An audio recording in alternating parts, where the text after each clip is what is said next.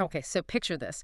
It's a Tuesday morning. The coffee, it's not even close to kicking in yet, and you're just standing there in the middle of your kitchen staring at the microwave clock. It's 7:45 a.m., Oh, no. and you need to leave the house in exactly 8 minutes to make the school bell or, that 8:30 meeting. The dreaded morning countdown. I know it well. I think we all do. And standing right between you and the front door is a 3-foot tall human who No. has decided that today, under no circumstances, will they be putting on shoes. Right. In fact, the very idea of shoes seems, I don't know, personally offensive to them. It's the classic standoff. It's the immovable object meets the uh, unstoppable force of a parent who is running very, very late. It is. It's this irrational battle of wills. Yeah. And you start calm, right? You ask nicely, then you ask firmly, then you're bargaining. And before you know it, what was a simple request has turned into this huge crisis right there on the kitchen floor. Absolutely. And usually by the time you actually get out the door, probably 10 minutes late, everyone's exhausted, everyone's upset, and you're driving away just gripping the steering wheel wondering, how did a pair of sneakers turn into World War III? Exactly. And that is why I'm so excited about today's deep dive. We are tackling the art of, well, outsmarting stubbornness. We've got a fantastic guide here on behavioral strategies that's designed to help you handle those exact moments. Right. And what I think is so interesting about this material is that it isn't just a list of tricks, to make a kid listen right now. It's deeper than that. It's a much deeper look at the dynamics of power. The guide outlines 5 very specific, very practical techniques to de-escalate those struggles. And looking at the mission here, the goal isn't just blind obedience, is it? We aren't trying to create little robots who just say, beep, boop, yes. No, no, not at all. The real mission of this deep dive is to help you shift that dynamic from combat to cooperation. It's about understanding the psychology behind why the child is digging their heels in. So you can navigate it without losing your mind. Without losing your mind or your authority. Without losing your mind. That is the key phrase for me today. Because in the heat of the moment, it just feels impossible. So let's unpack this. We have 5 strategies to get through. And the first one is something I think we've all heard, but maybe we don't practice it enough. The source calls it pick your battles. Right. But if we want to get a little more technical, which the source does, we should really think of it as the authority economy. The authority economy. Okay, that sounds serious. Break that down. Well, the core concept in the text is it's straightforward, but it's also pretty profound. Not every no needs to become a showdown. The idea is that your authority is a finite resource. It's like a currency. Exactly. It's like a currency. Every time you enter a conflict, every time you issue a command, you're spending some of that currency. So inflation applies to parenting, too. Precisely. If you spend your authority on every little thing, their posture, their socks, which spoon they use, by the time you get to the big things, you're bankrupt. Your no has lost its value. It has. The child just hears it 100 times a day. So if I'm fighting about everything, I'm effectively fighting about nothing. It all just becomes white noise to them. It does. And the source uses a really perfect low-stakes example here. Mismatched socks. Okay, let's go there. Because I know people listening right now are thinking, but I want my kid to look presentable. We're going somewhere nice. People will judge me. Sure. And that's the ego talking, right? Well. But let's look at the scenario objectively. Your child insists on wearing 1 red sock and 1 blue sock to school. They are adamant. It would drive me crazy just thinking about it. It just looks chaotic. But ask yourself the 3 questions the source suggests. Is it dangerous? No. Is it hurting anyone? Well, Is it going to matter in 5 years? definitely not. It just hurts my pride in the moment. Exactly. It's harmless. Ugh. So the strategy is let it go. You let them wear the mismatched socks. You do. And here's the payoff, which I find really fascinating. Because you didn't fight them on the socks, you're preserving your capital for later. You're building what the text calls relational credit. So it connects this to safety, doesn't it? It's not just about being lazy. It's a strategic choice. Yes, the text explicitly mentions buckling their seatbelt. That's a non-negotiable. Right. Life or death. It is. So if you haven't just spent 20 minutes screaming about socks and cereal, the child is much less defensive. Their nervous system isn't already primed for a fight. So when you say you must buckle up, they're so much more likely to listen. That makes so much sense. You're not just being the person who says no to everything. You become the person who says no when it actually matters. Exactly. You're saving your authority for the non-negotiables. You're training them to realize that when you do step in, when you use that specific parent voice, it's serious. It signals, oh, wait, this isn't about socks this time. This is a safety thing. I love that framing. It turns giving in into a strategic decision. You're playing the long game. Okay, so step one is checking our own authority bank account. I can do that. But let's move to step two, because this one gets into the head of the stubborn child. The source talks about offering limited choices. Yes. And this is a classic, but the nuance is really important. We have to start with the psychology. Why are kids stubborn in the first place? It's not just to ruin our day, right? It certainly feels that way when you're late for work. It feels like a personal attack. It feels personal, but it isn't. The source notes that they crave control. I mean, think about it. They're little people in a big world where they're told when to eat, when to sleep, what to wear. Where to go, how to sit.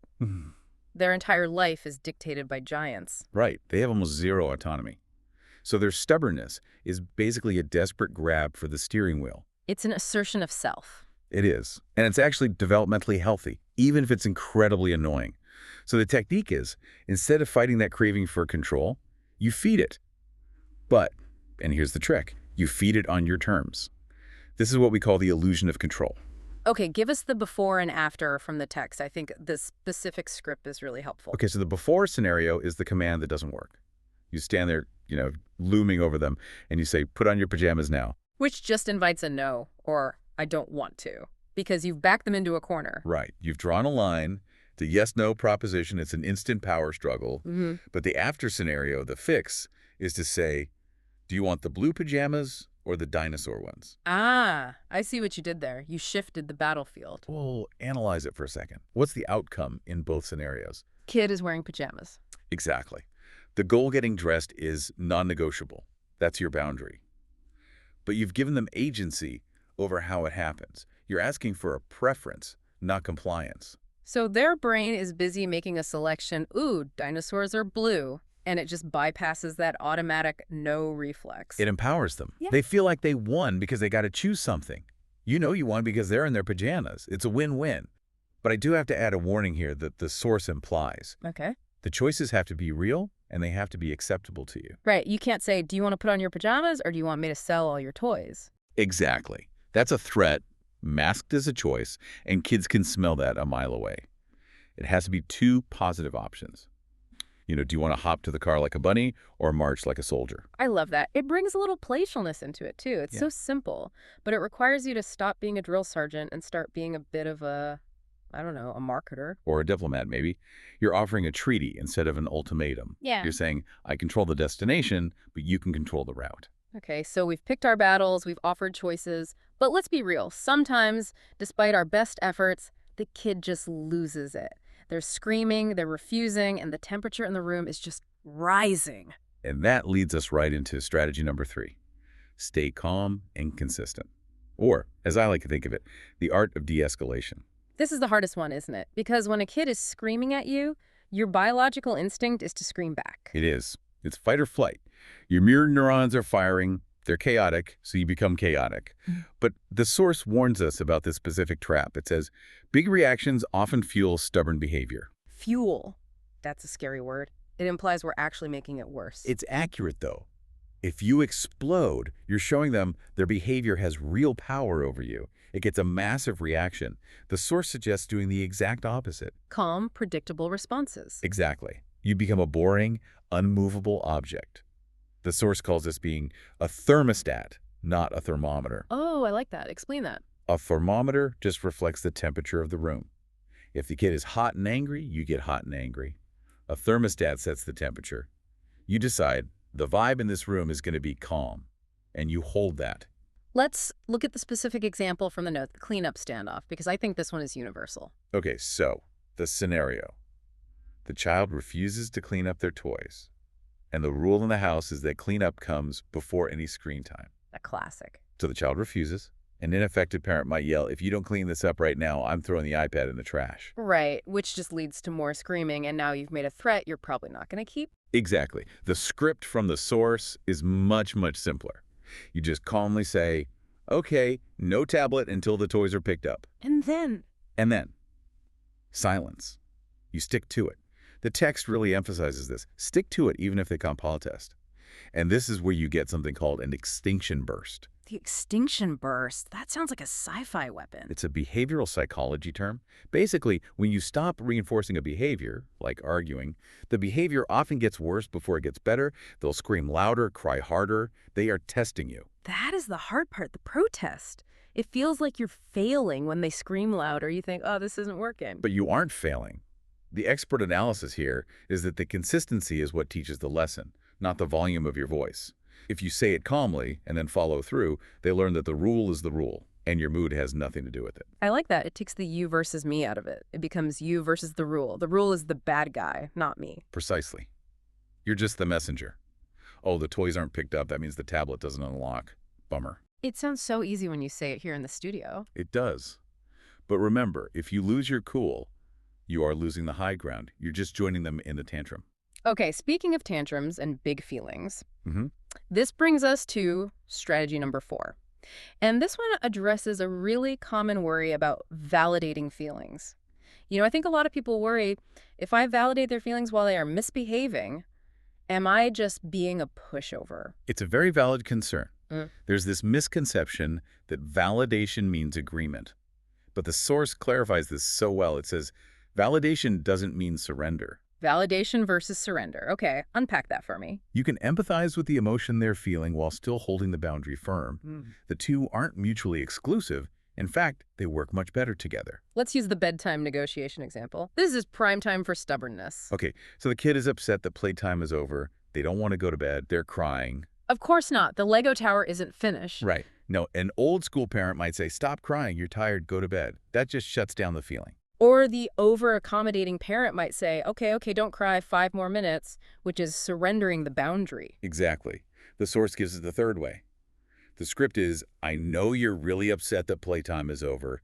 That's hard. It's still bedtime, and I'll sit with you while you calm down. It's still bedtime. That phrase is doing a lot of heavy lifting. It's the anchor. Let's break it down. First, I know you're upset. That's hard. You're validating their internal state. You're saying, I see you. Your feelings are real. Which diffuses the need for them to scream louder just to be heard. Correct. They feel heard. But then comes the conjunction. And notice the script implies using and, not but. Oh, that's a subtle difference. It's huge. If you say, I know you're sad, but it's bedtime, the but erases everything that came before it. If you say, I know you're sad and it's still bedtime, you're holding two truths at once. You're sad and the rule stands. Yes. The feeling is allowed, but the behavior has limits. You can be as sad as you want, but you're going to be sad in your bed. That is such a powerful distinction. You can be mad and you still have to buckle up. You can be disappointed and we are still leaving the park. It teaches emotional intelligence. It teaches that we can have big feelings and still do what we need to do. It's respectful firmness. I love that. Okay, we have one final strategy to cover, and this one is about flipping the script entirely. Strategy number 5, catch and praise cooperation. This one feels like it's for the long game. This isn't for the crisis moment, is it? No, this is preventative medicine.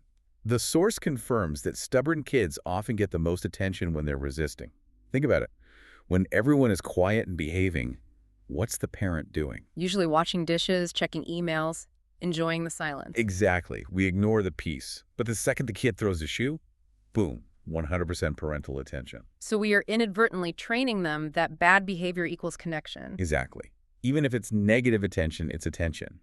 So the source suggests flipping the script to spotlight flexibility instead of resistance. Give us the homework example. That's a huge battleground. So usually you have a fight about homework. But let's say one day, for whatever reason, the child just sits down and opens their book without a fuss. A miracle has occurred? Right. Now, you might be tempted to just say nothing and think, thank goodness I won't jinx it. But the source says, don't miss this moment. The script is, I noticed you started your homework right away. That was really responsible. I noticed. Those two words are gold. You're telling them, I saw you being good. You don't have to cause trouble to get me to look at you. And you're praising the specific behavior, not just good job. Yes, specific praise is much stickier. And the analysis here is that this reinforces the identity you want them to build. If a kid is always told they are stubborn, they live up to that label. But if you label them as responsible, They start to internalize that identity too. Exactly. It's so easy to forget to do that. When things are going well, we just coast. We have a negativity bias as parents, don't we? Yeah. We do. We are wired to scan for trouble. We have to actively retrain our brains to hunt for the good, especially with a strong-willed kid. You need to catch them being flexible, even for a tiny moment, and just blow it up with praise. That is fantastic. So let's do a rapid recap because these are 5 really actionable tools. Okay, let's run through them. 1. Pick your battles. The authority economy. Let the mismatched socks go. 2. Offer limited choices. Blue PJs or dino PJs. Give them the illusion of control. 3. Stay calm and consistent. Be the thermostat, not the thermometer. No tablet until cleanup, and stick to it. 4. Acknowledge feelings without giving in. The power of Andy. I know you're sad and it's still bedtime. And 5. Catch and praise cooperation. Spotlight the flexibility so they learn that being good gets your attention. You know, when we lay it all out like this, what strikes me is that this isn't really about controlling the child, is it? It feels more like climate control. That's a great way to put it. You're lowering the temperature in the house. You're making cooperation the easiest path for the child to take. And it takes the ego out of it. It's not do it because I am the almighty parent. It's here are the rules. I love you. Let's figure this out. Absolutely. It preserves the relationship, which is where your real influence comes from anyway. That leads me to a final thought I'd like to leave our listeners with. It connects back to that idea of big reactions fueling stubbornness. Oh, Well, looking at all of this, the calmness, the consistency, it seems like a lot of this work is actually on us, not on the kid. it is.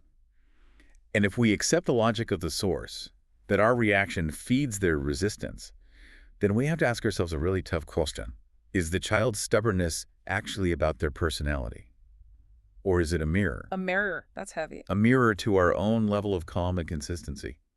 If every time they push, we push back harder, well, are we actually teaching them how to argue? Wow. Are we training them that this is what connection looks like? Yeah. Provocative. But if we want them to stop fighting, maybe the first step is for us to drop our end of the rope. That really hits home. Are we training them to argue by arguing back? That is something I am definitely going to be thinking about. It's the ultimate parenting paradox. Mhm. To win the war, you have to stop fighting it. Well, on that profound note, we are going to wrap up this deep dive. We hope these 5 strategies help you navigate your next standoff with a little more peace. Ideally. Thanks for listening, everyone. Good luck out there. Take care.